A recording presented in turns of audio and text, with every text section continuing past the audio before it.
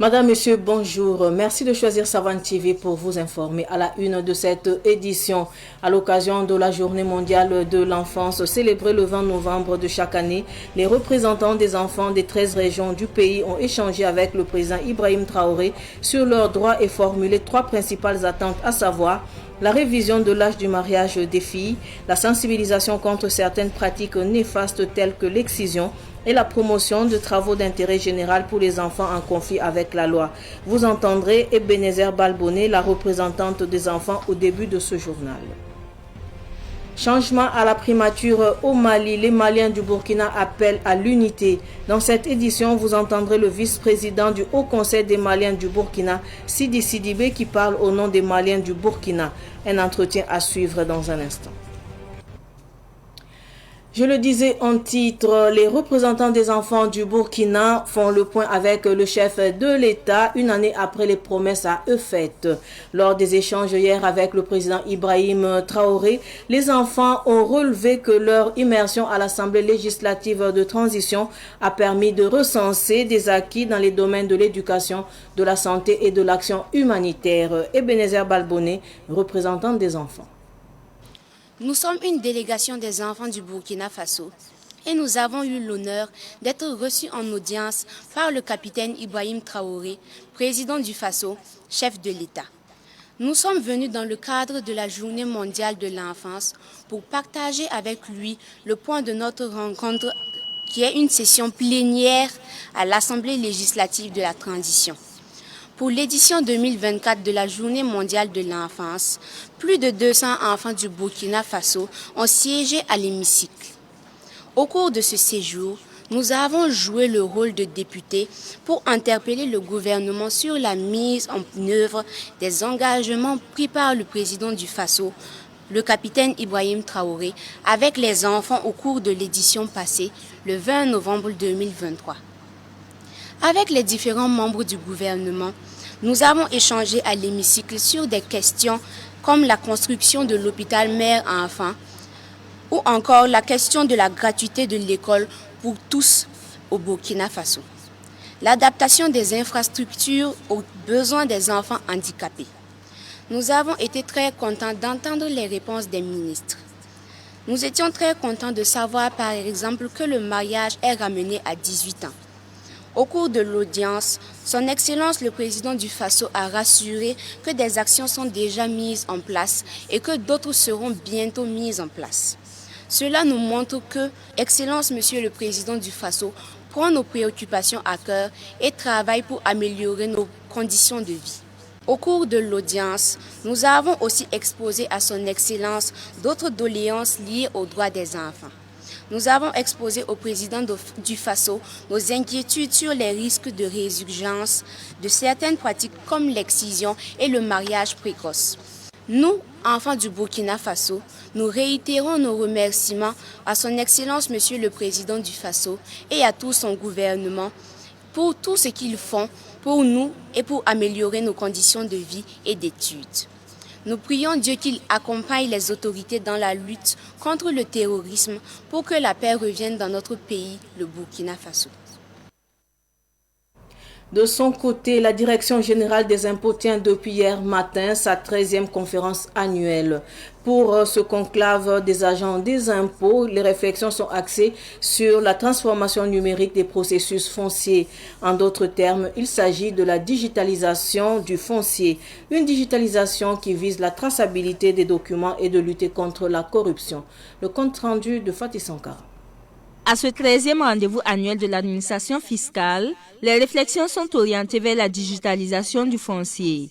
Durant 2 jours, les agents des impôts venus de toutes les structures de la DGI formulent des recommandations pour une gestion efficace et efficiente du foncier grâce au numérique. La transformation numérique, en ce qu'elle vise à moderniser nos processus, à accroître la transparence et à améliorer l'efficacité des services que nous offrons aux citoyens, nous offre une opportunité pour réduire la bureaucratie, lutter contre la corruption et offrir un service plus équitable et accessible à tous.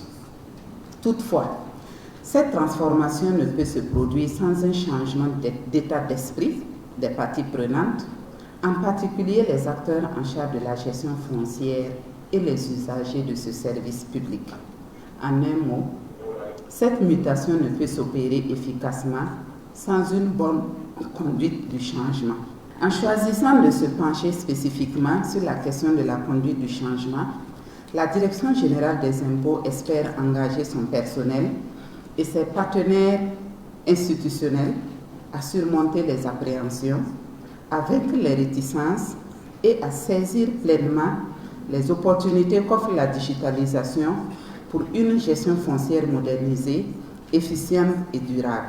La digitalisation du foncier tient à cœur le gouvernement, puisqu'elle va permettre de résoudre les litiges fonciers, sans oublier qu'elle va renforcer l'accessibilité des documents, la traçabilité et la lutte contre la corruption. Nous attendons de ces quelques jours de travaux des résultats qui vont permettre de faire en sorte que la gestion du foncier puisse s'améliorer et pour que l'accessibilité au titre foncier et tout autre document foncier puisse être le plus facile possible, de sorte qu'à partir de vos téléphones et autres, vous puissiez véritablement faire les demandes et accéder donc à vos titres. Donc cela va faciliter donc la vie à tout le monde. Cela va permettre d'optimiser les processus. Ça va également permettre de lutter contre la corruption et de faire en sorte qu'il y ait une meilleure transparence dans les actions de l'administration. La digitalisation n'est pas une solution, c'est la solution. Parce qu'on veut véritablement que tous les acteurs comprennent qu'on ne peut plus gérer le foncier manuellement. Et donc si nous arrivons véritablement à faire en sorte que tous les processus puissent être digitalisés, on va avoir une meilleure maîtrise des documents fonciers et faire en sorte d'éviter les questions de doublons. Vous constatez très souvent qu'il y a des doubles ou des triples attributions de parcelles. Et si on arrive à digitaliser, tout ça, ça sera derrière nous. La 13e conférence annuelle de la DGI se tient sous le thème « Transformation numérique des processus fonciers et conduite du changement, stratégie organisationnelle pour un succès durable ». Elle prend fin ce vendredi. Je le disais également en titre, le limogeage de Choguel Kokala Maïga et la nomination du général Abdoulaye Maïga comme nouveau Premier ministre sont des événements suivis de près par les Maliens vivant au Burkina Faso. À travers le vice-président du Haut Conseil des Maliens du Burkina, il salue la décision des autorités maliennes et appelle au rassemblement. Ahmed Joël Comporé est allé à la rencontre de Sidi Sidibé, vice-président du Haut Conseil des Maliens du Burkina. La situation politique que traverse le Mali, pays membre de l'AES, alerte les Maliens résidant au Burkina Faso. La sortie jugée hasardeuse de l'ancien Premier ministre Choguel Kokala Maïga les a irrités, eux qui saluent la prompte réaction du président général Assimi Goïta. Le Premier ministre sortant, il a posé des actions d'éclat et à un moment donné, tout le monde était focalisé sur le Mali à travers quand même ces déclarations en faveur de la transition et du panafricanisme. Mais si son départ fera du bien au pays, la bienvenue. C'est le lieu pour Sidi Sidibé d'inviter le nouveau Premier ministre à plus de retenue pour ne pas subir le sort de l'ancien PM. On veut qu'il fasse la mesure des choses pour quand même ne pas tomber dans les erreurs de son prédécesseur. Avoir le devoir de retenue. Et parce que lorsqu'on est chef de l'exécutif, je vais le dire, on est censé être au parfum de tout et la porte est ouverte pour pouvoir communiquer avec le président et tout son entourage. Et c'est ce qui a un peu manqué de l'autre côté. L'ancien Premier ministre, qui devait quand même, à mon avis, essayer d'approcher des gens, même s'il ne pouvait pas voir le président directement, il pouvait approcher des proches du président et pour les expliquer la situation qu'il vivait afin qu'une solution soit trouvée. Mais ça n'a pas été le cas. À la question de savoir si ce changement ne va pas bouleverser la transition, Sidi Sidibé reste optimiste.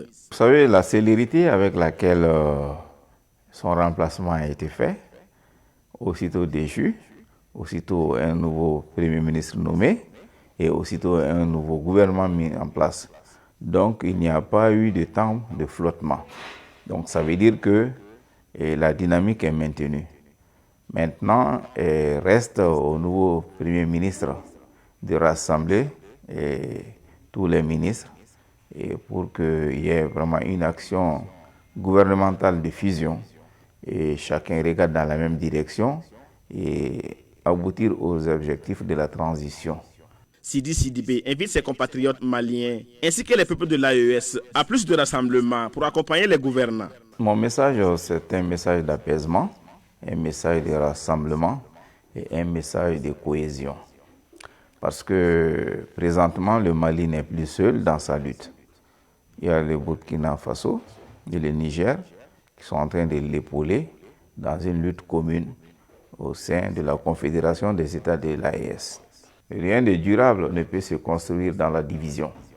Donc, c'est que nous demandons que la population soit solidaire, que chacun essaie de mettre de côté ses intérêts personnels et faire face à la contradiction principale, comme le disent les philosophes.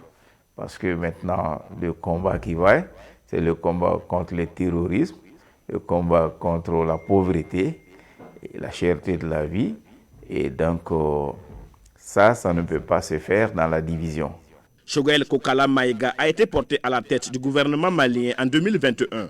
Il a perdu son poste mercredi dernier et a été remplacé par le général de division Abdoulaye Maïga, ancien premier ministre par intérim. Il cumule les fonctions de premier ministre et de ministre de l'administration territoriale. La deuxième parade artistique du Festival des Arts de la Rue Rendez-vous chez nous s'est tenue hier dans le quartier Gunguin. La parade a été suivie par la cérémonie d'ouverture officielle du festival. Rendez-vous chez nous met à l'honneur les arts de la rue à travers des parades, des spectacles de théâtre, de la danse, de la musique et bien d'autres performances réalisées par des artistes venus de plusieurs pays de la sous-région. Les détails avec notre reporter Martina Touedrao.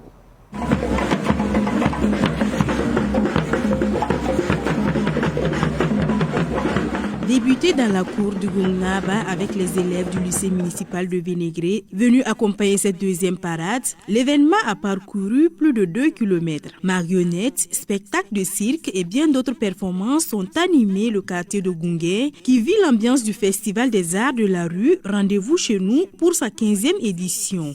Donc c'est un événement qui permet de faire des rencontres des artistes qui travaillent dans l'espace public, des artistes du cirque, des marionnettistes, des artistes et comédiens, mais c'est des artistes plutôt qui travaillent vraiment dans l'espace public, des techniciens, des scénographes, et un peu toutes les disciplines, mais ceux qui travaillent vraiment dans l'espace public. Des nombreux amoureux de l'art venus de pays comme le Togo, le Bénin, la Côte d'Ivoire, la France et les États-Unis séjournent au pays des hommes intègres depuis le début du festival. Selon le directeur artistique, cette édition est riche en innovation. Déjà, il y a le chapiteau qui est derrière moi. Voilà, c'est un chapiteau de places assises de 500 places. Et nous pouvons faire des concerts à l'intérieur où nous pouvons accueillir 800 personnes. C'est un peu plus grand que le Sénasa. Voilà, ça nous permet de pouvoir aller dans toutes les villes, d'aller dans n'importe quel pays. Nous les salons. Ça permet de pouvoir créer des rues marchandes. Nous pouvons faire n'importe quel spectacle dedans. Nous pouvons faire des défilés de mode, des mariages, des spectacles de marionnettes, des expositions. C'est une innovation. Et puis nous avons une bourse aussi que nous donnons aux jeunes qui écrivent, en fait, des jeunes qui écrivent d'Afrique. Et nous avons une nouvelle équipe. Voilà, je pense qu'il y a 2 personnes derrière moi. Et depuis 13 ans, je pense qu'il faut que je donne la place aux jeunes. Voilà, donc je suis là un peu pour les accompagner. C'est une nouvelle équipe qui normalement cette année organise avec quelques petites erreurs, mais voilà, c'est dans l'apprentissage qu'on devient fort. Au programme de la 15e édition du Festival des Arts de la Rue Rendez-vous chez nous, concerts, théâtre, contes, espaces de diffusion et lecture. Il est placé sous le thème « Penser demain, penser la paix, penser la vie ». Le festival, débuté le 16 novembre dernier, prendra fin le 24 novembre prochain.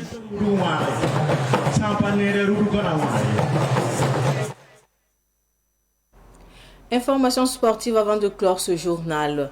Le chef de l'État, le capitaine Ibrahim Traoré, a reçu en audience hier les étalons cyclistes dames qui sont sortis championnes de la 4e édition du Tour cycliste international féminin du Burundi. La compétition s'est déroulée du 10 au 16 novembre 2024 et la Moussa Zungrana a remporté le maillot blanc le plus convoité et Awaba Mogo le grand prix de la ville de Bujumbura. Le président du Faso les a félicités. La Moussa Zungrana s'exprime au nom du groupe. Nous sommes heureuses parce que nous avons pu décrocher le maillot le plus convoité. Je tiens à remercier l'entraîneur, le mécanicien ainsi que toutes mes coéquipières. Nous sommes fiers d'avoir participé à la compétition. Au début, ça n'a pas été simple car nous n'avons pas des routes comme ici. Les voies de là-bas sont montagneuses. Mais malgré ces difficultés, nous avons ramené le maillot, raison pour laquelle nous sommes dans la joie. Aujourd'hui, à la rencontre avec le chef de l'État, il nous a fait comprendre que des mesures seront prises pour que la jeune féminine puisse participer au Tour du Faso. À l'issue de cette rencontre, le président nous a félicités, conseillés et encouragés. Il nous a exhortés à persévérer dans le travail car nous faisons la fierté de la nation. C'est sur cette note que s'achève ce journal. Merci de rester fidèle au programme de Savane TV. Au revoir.